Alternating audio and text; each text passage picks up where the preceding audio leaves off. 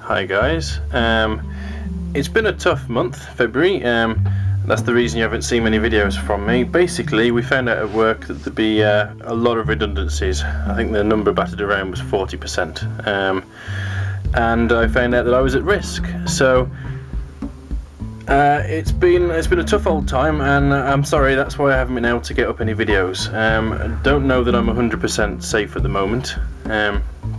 But the reason I'm telling you this is, one, that's why I haven't made any videos, and two, it's the reason for what I've been doing for the past few weeks.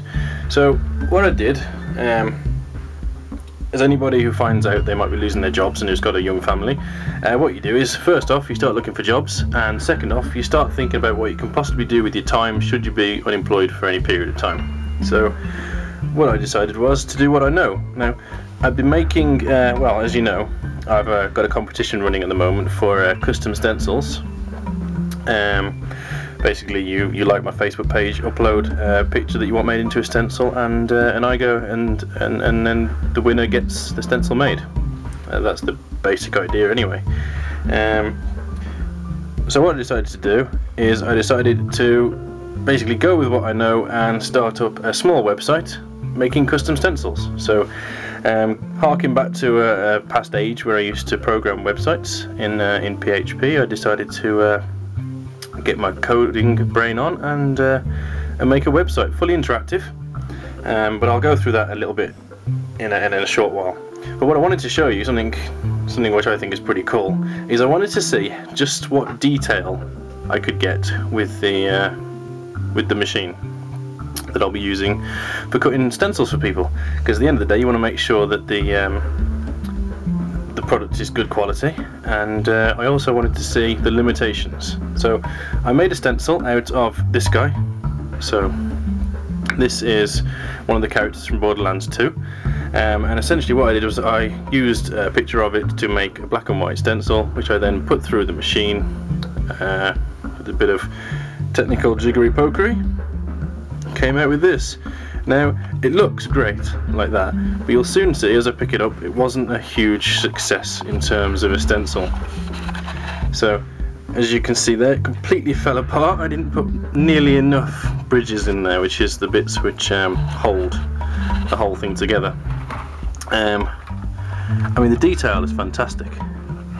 Really happy with the way that face came out there, which, as you can see there, that's amazing. Even though there was a bit in the beard which snapped off, there was detail all in this gun which snapped off, and as you can see, there's several parts that haven't actually popped out properly, as they should have.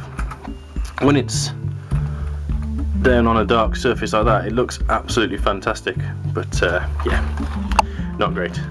I pushed it a little too far, but at least a learning experience. I know now how big I need to do the bridges, and just how much detail is too much detail. So I'm not messing around anybody who's asking for a stencil. I know exactly what the limitations are now. Like, I know this sort of detail is really good, but this sort of crazy detail here where there's not many bridges holding an entire section, not good at all. There's a lot of details in the gun there which haven't even come out, and I wouldn't even think of popping them out because I'm going to break all sorts of stuff. Like that bit there will break, and this tiny little bit here will break. So that's that. So that was a test stencil to see what was possible. I'll just put that to one side. Now onto a success. So I took a picture of some penguins, it's actually that way around, and I ran them, well, put them in an image editor, did my jiggery pokery magic on them, came up with a black and white stencil, and cut this. And I think this has come out really rather well. So when you put it down on black, so if you imagine you'd be spraying black through this, because I basically picked out the darker parts of the penguins and that's what makes up the stencil, you get a really nice picture of three, or an impression anyway of three penguins. Now I did this in a bit of a rush. You could get more detail out of this, like the belly of this penguin. I could have had a little bit of an outline above or below, and the same sort of down here, but I think it gives a nice impression I mean, you don't need to have a detailed picture to know that that is 3 penguins, and that came out really nice. So this was me playing around with stencils. Of course, the winner of, or 3 winners of the competition that I'm running at the moment will also get something along these lines, with their own designs. Again, if you want to enter that, I'll put a link in the description down the bottom there to my Facebook page. Find an image that you think would work well as a stencil, put it on there. Preferably I'd like it in black and white, so I can get it to go through the stencil machine, because of course I can't cut out a detailed photo. It just doesn't work. I need to have defined contrast lines for it to work. And you'll be entered, and then I'll be choosing 2 at random and 1 for my favourite, and sending those stencils out to you.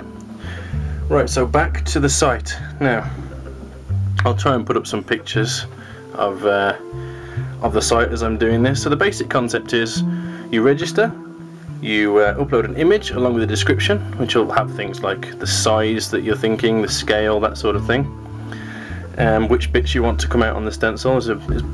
So the idea is that you give me a good impression of what you want. Then I take the image, I download it, have a bit of a play with it, and then I upload what I think would be good as a stencil based on that will hopefully meet your needs. The whole way through this process there's a comments box at the bottom where we can be talking to each other. The whole process will hopefully be a lot of back and forth in refining the image.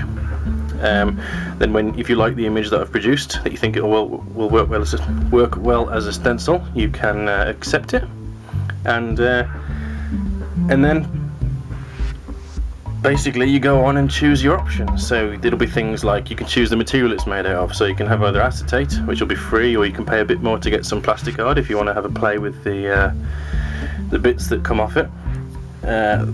You can,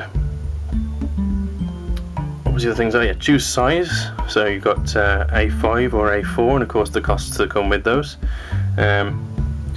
You've got whether you want the negatives, so the bits that pop out, whether you want those to be included, because of course you can do what I did with the Vindicators for the Salamander's army, and you can use them as actual detailing on the sort of relief on the vehicles themselves, or whatever you choose to do.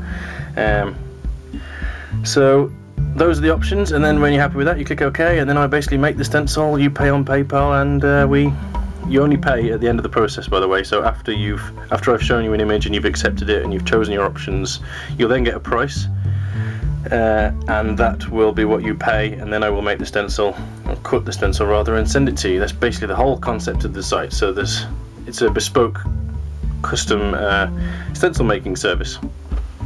You can make it for any purpose. It might be you want something to stencil something on your wall, or what we know as wargamers, stencil something, a pattern onto a vehicle or a particular emblem, that sort of thing. And so I'm trying to keep it as open as possible.